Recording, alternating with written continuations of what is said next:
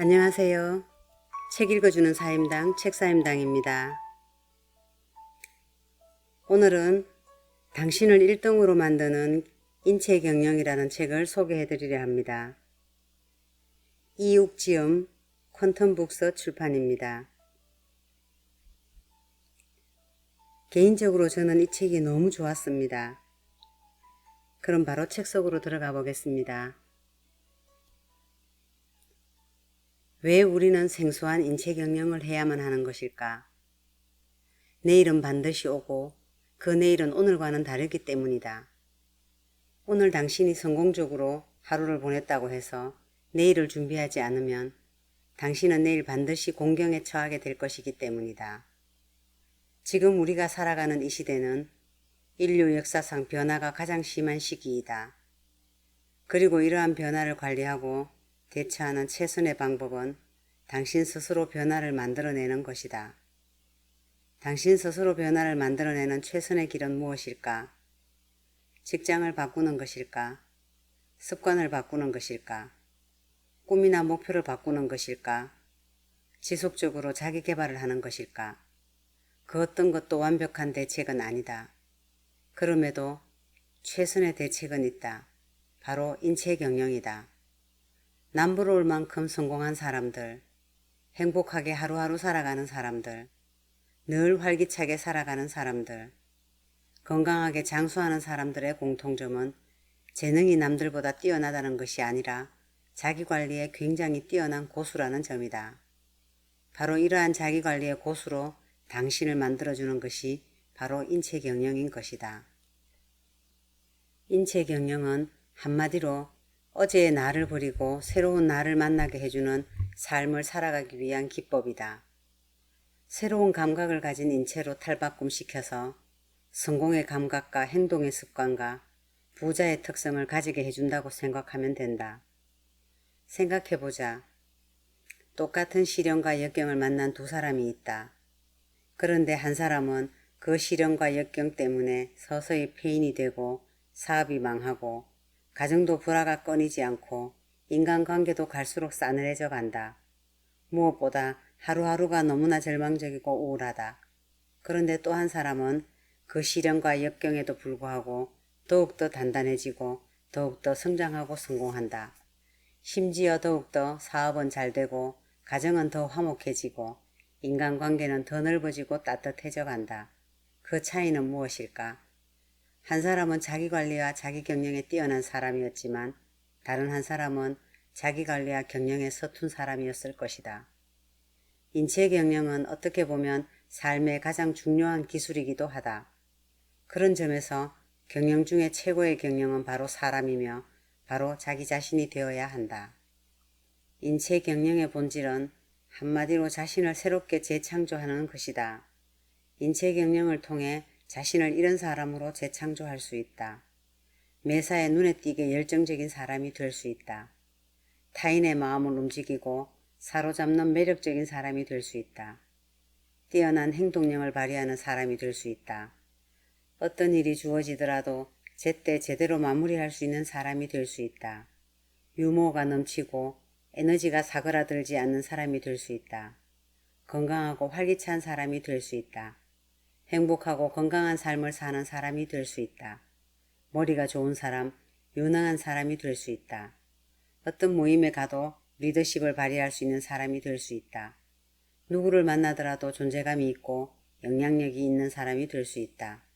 무엇보다 한 번뿐인 인생을 후회하지 않고 잘 살았다고 자신 있게 말할 수 있는 사람이 될 수 있다. 무엇을 하더라도 최고를 추구할 수 있는 사람이 될 것이다. 무엇을 얻기 위해서는 반드시 무엇인가를 버려야 한다. 이것이 세상의 이치이며 본질이다.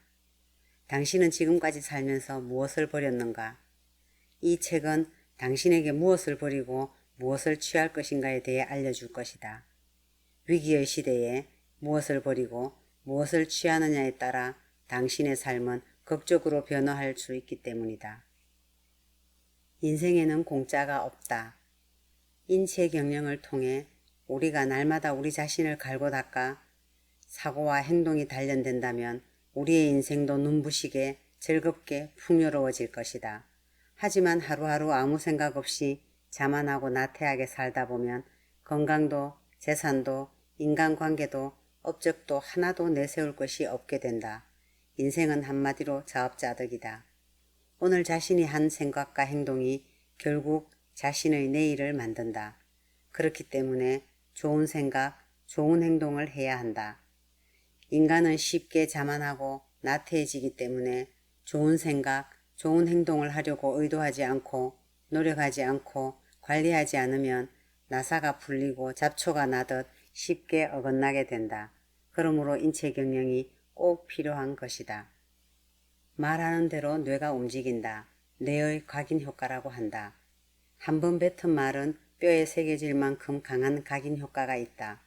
그렇기 때문에 늘 하는 말은 실제로 그대로 이루어지는 것이다. 말을 하면 청각기관에 거쳐서 뇌에 입력되기 때문에 훨씬 더 강한 각인효과가 이루어진다. 인간은 자신의 말에 세뇌당하는 동물이다. 긍정적이고 희망적인 말을 하면 그 말이 깊이 각인되고 뇌의 자유유도장치에 따라 그 방향으로 인생이 흘러가게 된다. 우리가 하루 종일 내뱉은 말은 단 한마디도 빠지지 않고 듣는 사람이 있다. 바로 나 자신이다. 그렇기 때문에 긍정적인 말을 하는 습관을 반드시 길러야 한다. 인체의 신비 중의 하나인 뇌에 대해서 당신은 얼마나 알고 있는가? 뇌는 대뇌 표면을 구성하는 회백질, 즉 대뇌 피질로 구성되어 있다.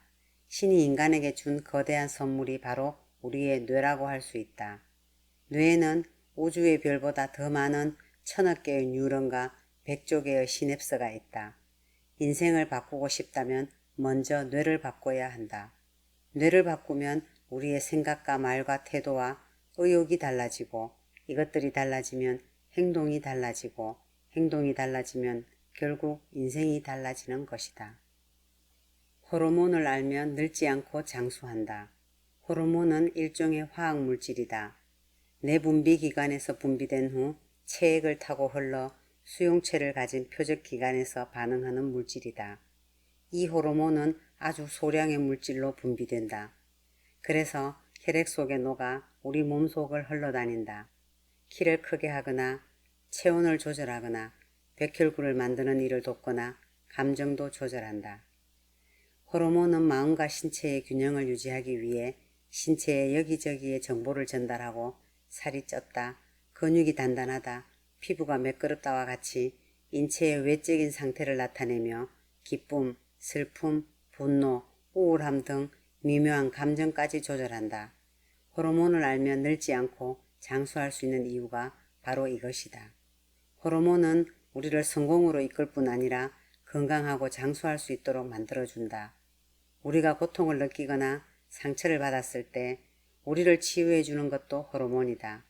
우리의 뇌 속에는 몰핀보다 100배나 강한 마약과 같은 엔도르핀이 있다. 이것은 한마디로 치유 호르몬이라고 한다. 그런데 엔도르핀에 4000배나 되는 통증 완화 효과를 나타내는 호르몬이 있다. 그것이 바로 성공 호르몬이라 불리는 다이돌핀이다. 이 다이돌핀이 언제 분비될까? 성공 호르몬인 다이돌핀이 분비될 때에는 다음과 같다. 굉장히 감동을 받았을 때, 공부를 통해 깨달음을 얻었을 때, 힘들 때 누군가의 도움을 받았을 때, 좋은 음악을 들을 때, 아름다운 풍경에 매료될 때, 좋은 생각을 할 때, 깊은 사랑에 빠졌을 때. 더 중요한 사실은 엔도르핀보다 4000배의 항암 효과가 있는 다이돌핀이 사람을 부자로 만들어주고 성공하게 해주고 더 나은 사회생활을 할 수 있게 도와준다는 것이다. 다이돌핀이 사람을 성공시키는 이유는 몸의 면역체계가 활성화되어 항상 힘찬 활력을 유지하게 되고 질병과 암세포의 공격으로부터 우리 몸을 거뜬히 지켜내며 늘 활력과 즐거움을 주고 스트레스 해소와 심장병 감소 등 신체의 다양한 부분에 긍정적인 좋은 영향을 끼치기 때문이다. 다이돌핀을 깨우는 방법으로는 일주일에 한 번은 영화를 보기를 추천한다. 그리고 매주 책을 한 권 이상 읽는 것도 좋다. 매월 1회 이상 봉사활동을 하는 것도 좋고 작은 일에도 감사하는 훈련을 자주 하는 것이 좋다. 다이돌핀과 더불어 중요한 호르몬인 행복 호르몬이라 불리우는 세로토닌이 있다. 세로토닌은 불안과 우울을 치유하고 행복 지수를 높여서 행복감을 느끼게 해준다. 행복 지수를 높이면 일상생활이 더욱 긍정적이고 적극적이고 활기차게 되므로 성공에 가까워지는 것이다. 그렇다면 어떻게 세로토닌을 분비시킬 수 있을까? 세로토닌은 걷기 운동을 하면 분비가 된다. 자, 오늘부터 무조건 하루에 1시간 이상, 최소 30분 이상은 걷는 습관을 들여야 한다. 또한 장이 튼튼하면 세로토닌 생성이 잘 된다. 그래서 섬유소가 풍부한 음식을 섭취하는 것도 매우 중요하다. 세로토닌의 95%가 만들어지는 곳이 바로 장이다. 그래서 장이 건강해야 장수한다는 말이 있는 것이다. 인성 경영에서 중요한 3가지 원칙이 있다. 뭐든 대충 하는 사람은 열심히 하는 사람을 당할 수 없고, 열심히 하는 사람은 즐겁게 하는 사람을 당할 수 없고, 즐겁게 하는 사람은 미쳐서 하는 사람을 당할 수 없다. 자신이 하는 일에 얼만큼의 애정과 열정을 가지느냐에 따라 그 일의 결과와 성과는 확연히 달라진다. 정말로 자신이 하는 일이 좋고 즐거워서 엄청나게 몰입하여 무아지경의 상태의 일을 하게 되면 누구보다 짧은 시간 안에 많은 결과를 창출할 수 있다. 그리고 이렇게 즐겁게 미쳐서 일을 하는 사람이 주변에 있으면 그 주위의 사람들도 영향을 받아 더 즐겁게 일을 할 수 있게 된다. 스스로의 노력에 의해 일을 즐기지 못하고 열심히만 하게 되면 지치고 버거운 순간이 온다. 하지만 열심히 하는 것을 넘어 일을 즐길 수 있게 된다면 일에 의한 스트레스나 압박이 현저히 줄어들게 되고 이는 곧 좋은 성과 창출로 이어지게 된다. 그리고 마침내는 일을 즐기는 수준을 넘어 그 일에 미치는 경지까지 이르게 되면 그 일에 대한 열정이 누구보다 강해진다. 그렇기 때문에 타인에 의해서가 아닌 자기 자신의 의지에 따라 일에 몰두하게 되고 폭발적인 집중력이 발생하게 된다. 인성이란 무엇일까? 자신만의 생활 스타일로서 다른 사람들과 구분되는 지속적이고 일관된 독특한 심리빈 행동 양식이다. 그렇다면 좋은 인성이란 어떤 것일까? 사람이 옳고 그른 것을 분별할 줄 알고 행동하는 것을 말한다. 인간에게는 2가지 유형이 있다. 깔때기형과 빨대형 인간이다. 깔때기형 인간은 깔때기처럼 다양한 정보 습득을 통해 원만한 인성을 형성하는 사람을 말한다. 반대로 빨대형 인간은 빨대처럼 단편적 정보 습득을 통해 타인에 의해 자신의 인생이 좌우되는 편협한 인성의 소유자를 말한다. 당신은 어떤 유형에 가까운가? 다양한 정보 습득을 하는 사람들이 원만한 인성을 형성할 수 있는 것은 세상을 좀 더 폭넓게 볼 수 있는 통찰력과 당신의 입장과 형편을 충분히 이해할 수 있는 넓은 사람이 되기 때문이다. 반면에 단편적으로 정보를 습득하는 사람들은 세상을 편협하게 보고 상대방을 이해하기에는 턱없이 부족한 인내력을 가지고 있기 때문에 자기 자신도 살아가는 것이 힘들고 괴롭지만 세상과 타인에 의해서 좌지우지되는 그런 흔들리는 인생을 살아가게 된다. 옳고 그른 것을 분별할 줄 알고 가치 있는 것과 없는 것을 알아낼 수 있는 것은 인성 형성의 가장 중요한 요소이다. 인성이 편협하고 부족한 사람일수록 눈에 보이는 이익에만 집중한다. 반면에 인성이 훌륭한 사람일수록 눈에 보이는 이익보다 눈에 보이지 않는 관계나 가치에 더 의미를 부여한다. 논어라는 책을 통해 우리는 공자가 우리에게 알려주는 인성에 대해 배울 수 있다. 소인배는 이익에 밝지만 군자는 의리에 밝다. 즉 인성이 부족한 사람과 인성이 훌륭한 사람의 차이가 이 책에 잘 나와 있다. 인성에 대해서 더 배우고 싶다면 논어를 가까이 하는 것도 좋은 방법이다. 인생을 살아가는 데 있어서 중요한 것은 유연성이 있다. 유연한 사고를 가지면 사는 것이 그렇게 힘들지 않다. 하루하루를 힘들고 버겁게 살아가는 사람들은 하나같이 고지식한 외골수들이다. 이런 사람들은 생각이 너무 편협하고 유연하지 못하다는 특징이 있다. 한 가지 방법이 통하지 않으면 얼마든지 다른 방법을 사용해야 한다.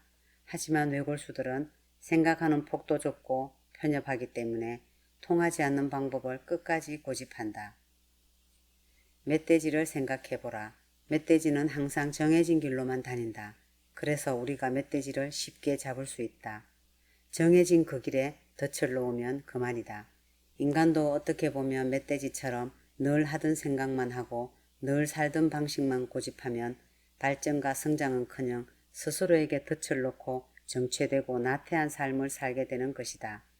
인간의 마음속에도 멧돼지의 길처럼 짐승의 길은 항상 존재한다.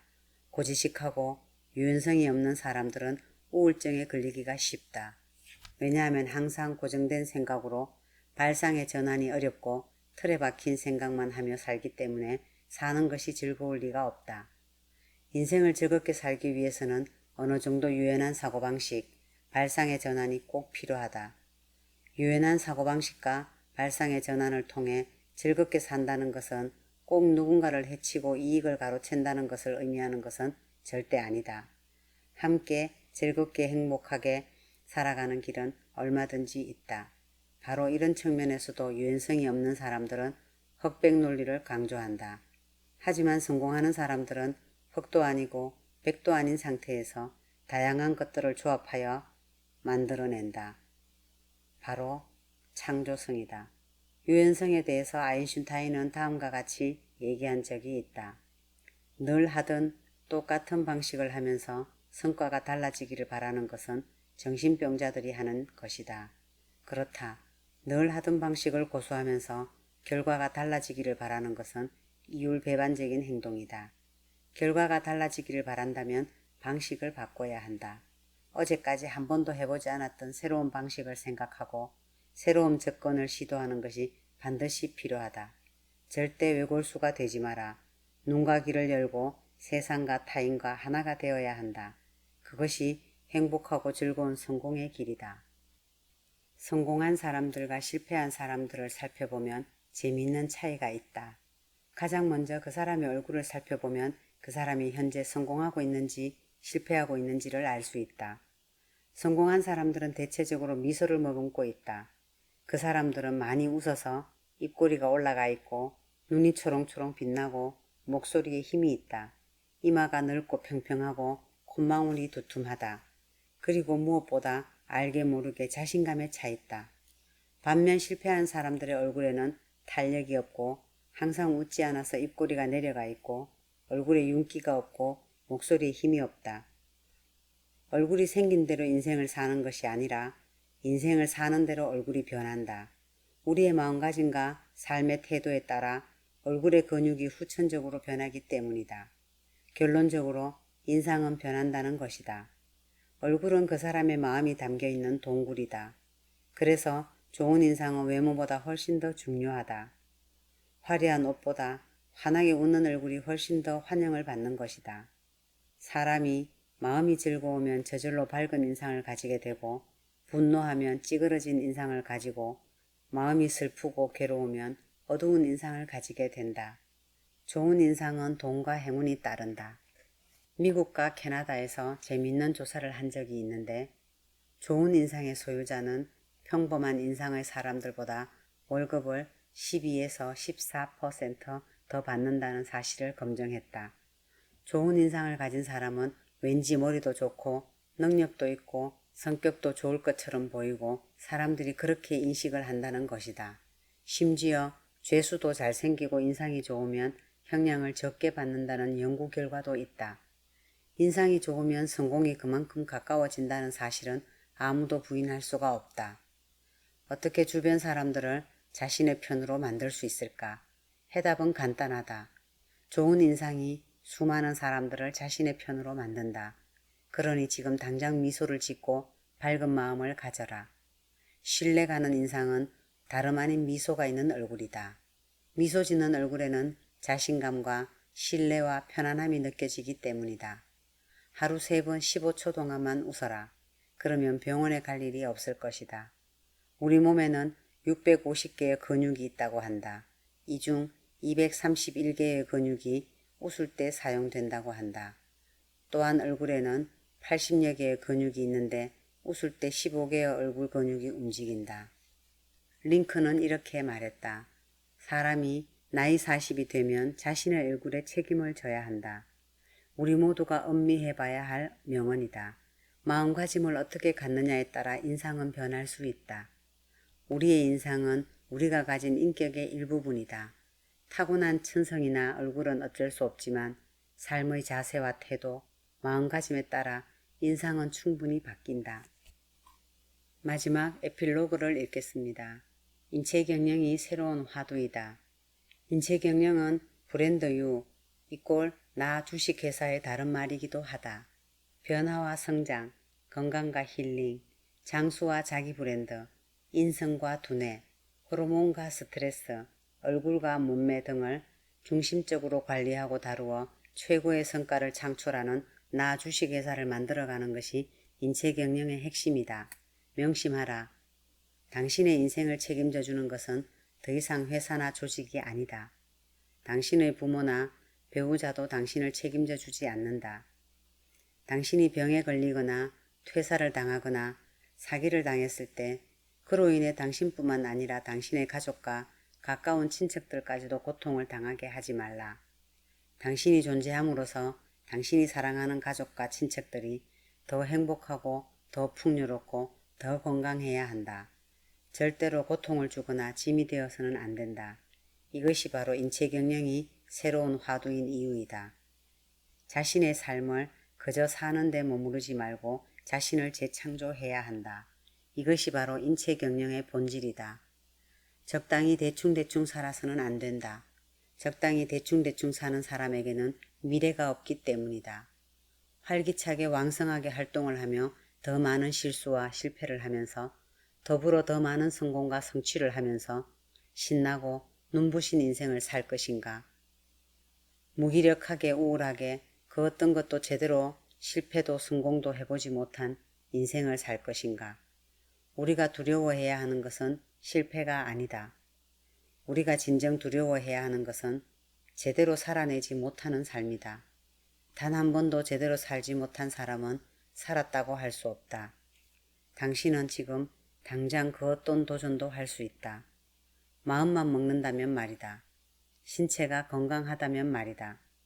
당신의 생각은 온전히 당신이 조정할 수 있다. 그리고 그 생각을 조절하는 것이 바로 두뇌 경영이다. 자신을 먼저 이노베이션하고 재창조한 다음 자신의 인생을 재창조하게 된다. 인체 경영은 이제 새로운 생활 양식이다. 인체 경영은 자신의 가치와 몸값을 향상시켜 줄 것이다. 인체 경영은 자신을 1인 기업으로 나 주식회사의 진정한 CEO로 만들어 줄 것이다. 인체 경영은 모든 경영의 기본이며 토대이다.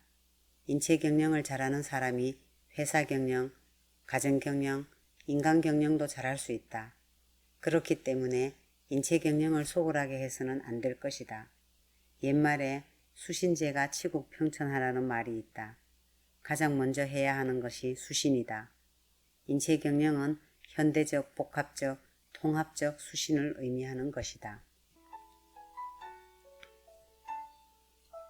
이상으로 성공하고 싶다면 인체를 경영하라. 당신을 1등으로 만드는 인체 경영을 읽어드렸습니다. 감사합니다.